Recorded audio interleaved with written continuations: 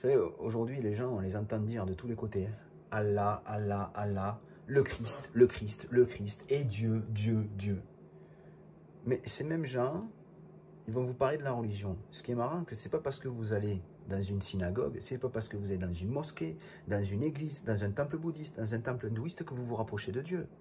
Vous vous rapprochez du sage, vous vous rapprochez du bouddhiste, vous vous rapprochez du curé, vous vous rapprochez du prêtre, du rabbin, de l'imam, mais vous ne vous rapprochez pas de Dieu. Quand vous êtes devant ces temples, vous avez tendance à faire quoi? Signe de la croix, vous rabaissez, hein, vous abaissez devant ces temples-là que vous avez construits, fabriqués avec la main de l'homme. Mais vous respectez des temples qui parlent de religion, vous respectez des temples qui parlent de courant de pensée. Mais à quel moment vous respectez le temple de Dieu? Parce que le temple de Dieu, ce n'est pas l'église, la mosquée, tout ça. Non, non, non, ce n'est pas les temples. C'est ce temple-là, le temple de Dieu.